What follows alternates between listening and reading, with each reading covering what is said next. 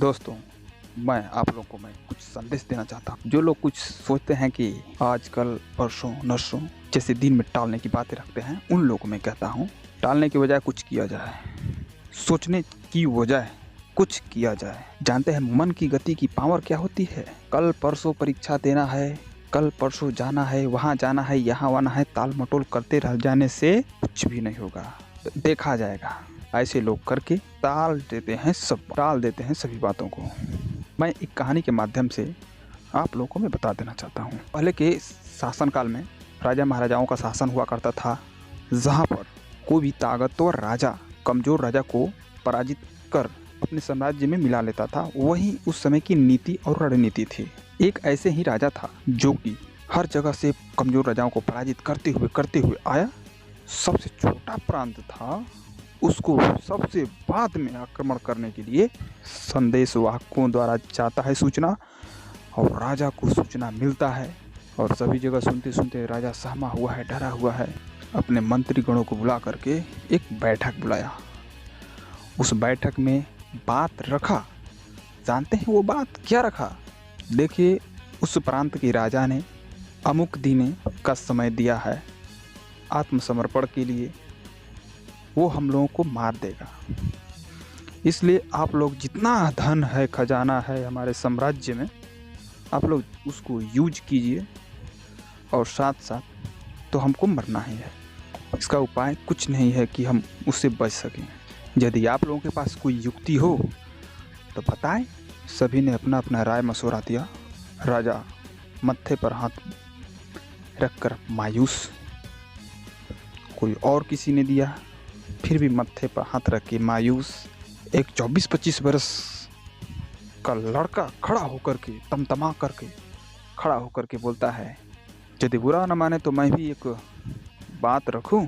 तो उसने बोला, बड़े ही मायूसी शब्दों में कहा, चलो परसों तो मरना ही है सबको, तुम भी कुछ अपनी बातें कह लो, हमको तो कोई उम्मीद दिखती नहीं है।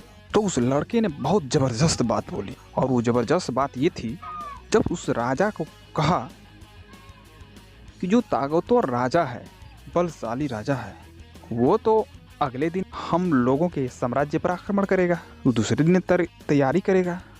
तो मैं एक बात बताना चाहता हूँ कि क्यों ना हम उससे पहले ही उस पर हम लोग आक्रमण कर दें।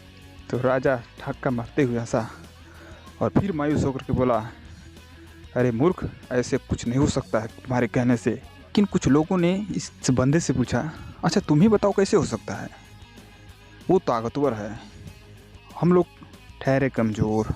और वो लड़का बड़े ही निडर शांत स्वभाव में बोला, वो लड़ने के लिए, हम लोग पर आक्रमण करने के लिए तैयारी करेगा, और हम लोग आज ही तैयार होकर आक्रमण करेंगे, क्योंकि उसकी सेना छिन्न भिन्न है, अभी समेटित नहीं हुआ है, संगठित करने में उसको टाइम लगेगा, और तब तक हम लोग जाकर आक्रमण करेंगे। इस प्रकार हम लोग जीत सकते हैं। वैसे तो मरना ही है, लेकिन जीने के लिए मरना है, जीने के लिए जीतना है। बस ये बात उस राजा के दिमाग में आ गई, और त्वरित उसी रात को, घनेरी रात को आक्रमण करता है। बलशाली राजा के पास आक्रमण, बहुत कम संख्या में जाकर के उस साम्राज्य को घेर करके उस राज्य के गर्दन को उड़ा देता है, और वह जंग जीत जाता है। ये हुई बुद्धिमत्ता। इसलिए कल पर टालने से बचाए, और कल करेंगे, उस दिन करेंगे, तैयारी करेंगे, ऐक करेंगे, वो करेंगे। इससे अच्छा है कि अभी से लग जाओ। लेकिन तुम्हारी जीवन तुम्हारा, समय तुम्हारा, यूज तुम ही ना करोगे तो कौन करेगा? तुम अपने आप को धोखा में मत डालो, लग जाओ अपने सपनों को उड़ान देने के लिए, ज़िंदगी में जान देने के लिए, ज़िंदगी में ऊंचाइयों को, सफलताओं को प्राप्त करने के लिए, हासिल करने के लिए, अपने लक्ष्य को सफल बनाने के लिए आज ही से लग जाइए। टालने से भला कुछ किया जाए, टालने से भला कुछ करके दिखाया जाए। बड़ा ही सही, छोटा ही सही, पर शुरुआत तो तगड़ा होना चाहिए।